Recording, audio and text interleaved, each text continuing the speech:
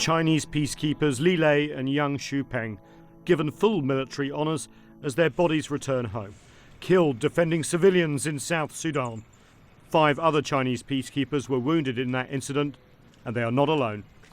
Since 2015, nearly 200 blue helmets have been killed around the world, with the mission in Mali being the most dangerous. But it's not just manpower these missions need, but also all the tools of a modern military. We need expensive, high technology capabilities like aviation, like combat engineers, like signalers, and these are fairly rare in the force structures of the traditional contributors to peacekeeping, which is one of the reasons why we need new countries to come on board that have these capabilities within their force structures.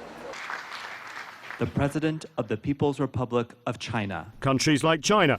Last year, here in New York, President Xi Jinping pledged 8,000 troops for UN peacekeeping.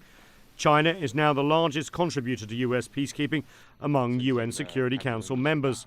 That fits into a plan to overhaul the peacekeeping department, focusing on what's being called the 3 Ps: planning, pledges and performance.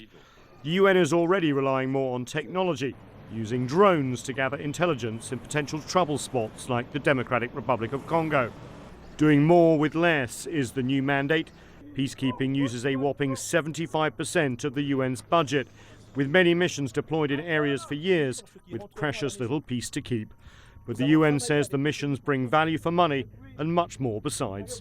The $8 billion plus of UN budget is a fraction of the cost of, for example, world military expenditure. For that $8 billion, you get 16 operations in a variety of incredibly complicated places. And I think that UN peacekeeping has a demonstrated record of helping people have a fighting chance for peace.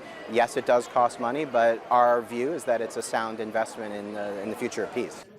Peacekeeping's image has been tarnished by a slew of sex scandals, allegedly involving peacekeepers and the civilians they are meant to protect. With trials for some of those accused underway, the UN is sending a message of zero tolerance for misconduct. And Chinese Premier Li Keqiang is expected while he's here to push the G20 agenda adopted recently in Hangzhou, which calls for a much more inclusive global economy. Nathan King, CCTV, the United Nations in New York.